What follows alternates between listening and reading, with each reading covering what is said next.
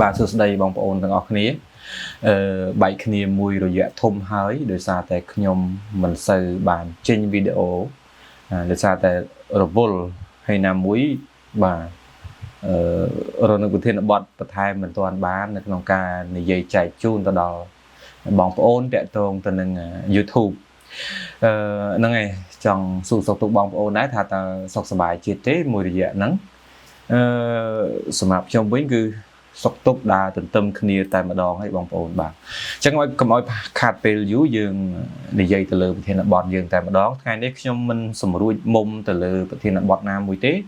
គ្រាន់តែខ្ញុំចង់និយាយពាក់ព័ន្ធទៅនឹងការធ្វើ YouTube បាទ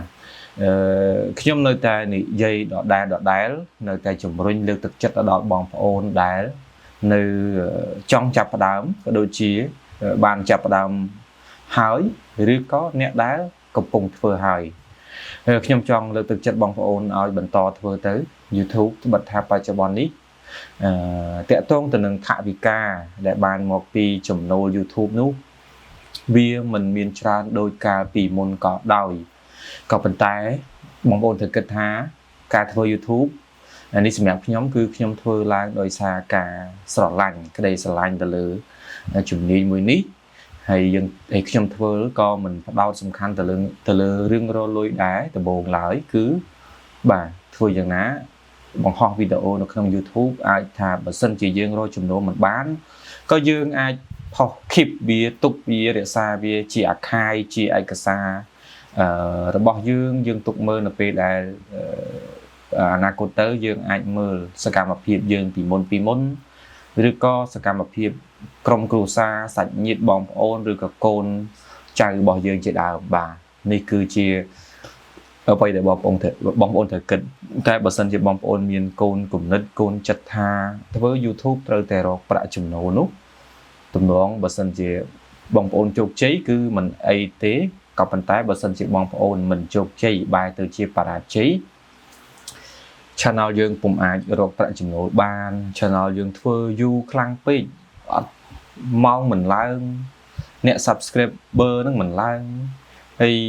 បងប្អូនច្បាស់ជាមានការបាក់ទឹកចិត្តជាមិនខានបើសិនជាបងប្អូនគិតថាត្រូវតែរកលុយពី YouTube នោះពីខ្ញុំទៅខ្ញុំគិតថាកុំអញ្ចឹងអីបងប្អូនបើសិនជាធ្វើអញ្ចឹងវាទៅជាសម្ពាធរបស់យើងបាទហើយ YouTube នេះក៏មិនតម្រូវឲ្យបងប្អូនឈប់ធ្វើការឈប់រកស៊ីដើម្បីមកចាប់អាជីពជា YouTube គឺមិនកើតទេណាបងប្អូនមិនអាចទេព្រោះអ្នកដែលគេកើបចំណូលពី YouTube គឺសុទ្ធតែ MMO ដែលថាគេធ្លាប់បរាជ័យធ្លាប់បរាជ័យហើយខ្ញុំមិនជឿថាចាប់ផ្ដើមមកគឺជោគជ័យតែម្ដងទេបើចាប់ផ្ដើមមកជោគជ័យតែម្ដងវាមានអត់ទេគឺបានន័យថាពួកគាត់មានអ្នកបង្ហាត់បង្ហាញមានអ្នកនាំផ្លូវបាទមានអ្នកគូសវាគាត់មានអ្នកណែនាំគាត់ច្បាស់លាស់ត្រឹមត្រូវអំពីវិស័យនេះណាទៅអាចចាប់ផ្ដើមមកគឺ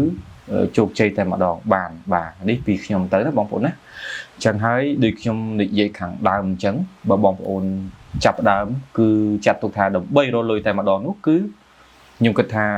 មិនល្អប្រហែលទេវាអាចនឹងជួបបញ្ហាដែលខ្ញុំបានលើកឡើងពីខាងដើមនេះដូចខ្ញុំសពថ្ងៃបងប្អូនខ្ញុំក៏គ្មានបានចំណូលអីពី YouTube ធំដុំដែរទេក៏ប៉ុន្តែគ្រាន់តែខ្ញុំចែករំលែកនៅអ្វីដែលខ្ញុំធ្លាប់យល់ដឹងតែប៉ុណ្ណោះទៅដល់បងប្អូនខ្ញុំមិនមែនជាអ្នកដែលជោគជ័យនៅលើវិស័យនេះទេណាបងប្អូនណាខ្ញុំគូបញ្ជាក់ឡើងវិញអ្វីដែលខ្ញុំបានចែករំលែកនេះគឺគ្រាន់តែជាអ្វីដែលខ្ញុំធ្លាប់មានបទពិសោធន៍ខ្ញុំតែងតែនិយាយឡើងដដែលហើយការចែករំលែកនេះគឺខ្ញុំចែកទៅដល់បងប្អូនដែលមិនចេះតល់តែសោះតែម្ដងបងប្អូនដែលគាត់ចេះហើយគាត់ខ្ញុំជឿជាក់ថាពួកគាត់មិនមើលនាំតែខាតពេលអញ្ចឹងទេតែបើពួកគាត់មិនចេះគឺអាចមើលចាត់ទុកថាពង្រឹងពុទ្ធិបន្ថែមចុះវាអាចជាផ្លូវឬក៏អាចជា tip ឬក៏កន្លឹះតិចមួយដែលខ្ញុំអាចប្រាប់ជូនទៅដល់បងប្អូនដែរអញ្ចឹងហើយទៅលើការធ្វើ YouTube ទី1គឺបងប្អូនត្រូវតែផលិតមាតិកាដែលហៅថាវីដេអូរបស់យើងហ្នឹងឲ្យបានល្អមានអត្ថប្រយោជន៍ទៅដល់អ្នកមើលព្រោះ YouTube ឥឡូវគេចាប់ផ្ដើមតឹងរ៉ាំងហើយគេចាប់ផ្ដើម filter ឬអាចថាគេពិនិត្យពិច័យទៅលើ content មួយហ្នឹងតើធ្វើទៅលើអ្វីមានសារៈសំខាន់ប៉ុណ្ណាទៅដល់អ្នកមើល នោះទៅ YouTube គេរុញវីដេអូរបស់យើងទៅកាន់ audience ហើយវីដេអូទៀតសោតក៏ត្រូវមានប្រភេទ category មានប្រភេទត្រឹមត្រូវយើងបើសិនជាអាចទេយើងកុំធ្វើលោកលំច្រើនពេកបើធ្វើបង្រៀនធ្វើបច្ចេកទេសធ្វើកំសាន្តឲ្យចំកំសាន្តចម្រៀងឲ្យចំចម្រៀងបាទទើបល្អទើប YouTube រុញទៅបានទៅដល់ audience ដែលចំអ្នកចូលចិត្តចម្រៀងគឺ YouTube រុញទៅខាងអ្នកចូលចម្រៀងចឹងទៅ content បែបរឿងបែបអីកំសាន្តផ្សេងទៀតដែលពាក់ព័ន្ធថាភាពយន្តចឹងទៅរុញទៅខាងភាពយន្តទៅតាក់ទងទៅនឹងការបង្រៀន education ការអប់រំអីជាដើមគឺគេ YouTube គេនឹងរុញទៅខាងអ្នកដែល subscribe ទៅលើបែបchannel បែបដែលអប់រំបាទហើយតាក់ទងនឹងសេដ្ឋកិច្ច financial education ឬក៏ financial literacy ដែលតាក់ទងនឹងការអប់រំចំណេះដឹងហិរញ្ញវត្ថុគឺ YouTube គេនឹងរុញទៅតាមហ្នឹងនេះគឺជាអ្វីដែលបងប្អូនត្រូវតែចាប់អារម្មណ៍មួយទៀតចំណុចទី3ដែលសំខាន់ទៀតនោះគឺការរៀបចំ channel របស់យើងឲ្យបានស្អាតឲ្យបានត្រឹមត្រូវមានរបៀបរៀបរយមានការបែងចែកជា category playlist បានច្បាស់លាស់មាន home page ដែលគួរឲ្យចាប់អារម្មណ៍មាន logo ស្អាតមានតាក់ទងនឹងដូចជា cover បងប្អូន cover អានៅខាងក្រោយហ្នឹងគឺមានស្អាតទាំងអស់ហើយយើងដាក់ link ដាក់អីរបស់យើងព័ត៌មានលម្អិតរបស់យើងនៅក្នុង YouTube channel របស់យើងតាក់ទងនឹងកន្លែង about របស់យើងឲ្យបានច្បាស់លាស់បាទដើម្បីឲ្យ audience របស់យើងអ្នកមួយចំនួនគេចាប់អារម្មណ៍ជួនកាលគេចាប់អារម្មណ៍វីដេអូយើងអញ្ចឹងទៅគេអាចតាក់ទងយើងទៅតាម link Facebook link Telegram ណាមួយដែលយើងដាក់នៅក្នុង channel របស់យើងនេះបាទនេះគឺជាអត្ថប្រយោជន៍មួយបែបទៀតហើយមួយទៀតដែរសម្រាប់ការផុសបងប្អូនត្រូវតែមានម៉ោងពេលវេលា schedule ហ្នឹងការវិភាគផុសហ្នឹងឲ្យបានត្រឹមត្រូវផុសមួយអាទិត្យមួយសប្តាហ៍2ឬ3វីដេអូឲ្យបានទៀងបើមិនបាន2 3ក៏បានមួយសប្តាហ៍មួយអត់បំផុតហើយហ្នឹងហើយម៉ោងដែលបងប្អូនផុសត្រូវតែឲ្យមានម៉ោងដែលជាក់លាក់កុំផុសតាមអារម្មណ៍ពេកត្រូវតែមានការវិភាគឲ្យបានច្បាស់លាស់ហើយនៅពេលដែលបងប្អូនផុសបានច្រើនវីដេអូចាប់ពី10 20ទៅបងប្អូនត្រូវតែចូលទៅមើលនៅក្នុង YouTube Analytics ថាតើ audience របស់យើងអ្នកទស្សនារបស់យើងអតិថិជនរបស់យើងអ្នកដែលចូលមើលរបស់យើងហ្នឹងគាត់ជាប្រភេទមនុស្សនៅក្នុងក្រុមមនុស្សបែបណាបងប្អូនត្រូវចូលមើលនៅក្នុង Google Analytics បងប្អូន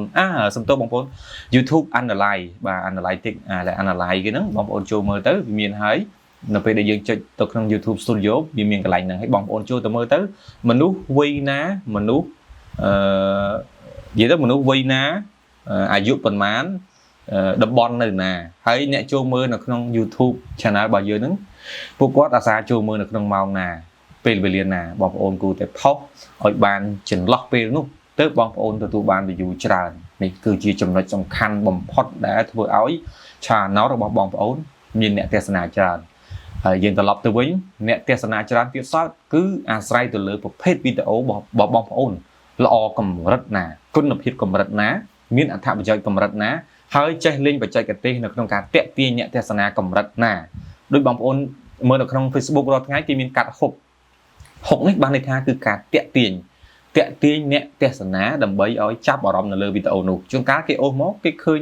ទៅគេចាប់អារម្មណ៍គេមើលពេញតែម្ដងគេចង់ដឹងថាកន្លែងហុកមិញនៅណាមើលទៅគឺមើលវីដេអូឡើង10នាទីជាងបានទៅដល់កន្លែងហុកអីជាដើមនេះការបច្ចេកទេសកាត់តបងប្អូនក៏ជាចំណុចសំខាន់ខ្លឹមមួយដែរនៅក្នុងការផលិតមាតិកាដើម្បីផុសនៅក្នុង YouTube បាទអញ្ចឹងថ្ងៃនេះខ្ញុំមានតែប៉ុណ្្នឹងទេបងប្អូនខានជួបគ្នាយូរមានតែប៉ុណ្្នឹងទេមិនចង់ចេញច្រើនពេកដើម្បីបងប្អូនបាក់ស្ដាប់អញ្ចឹងអរគុណច្រើនបងប្អូនហើយជួបគ្នានៅវីដេអូក្រោយបន្តទៀតបាទជម្រាបលា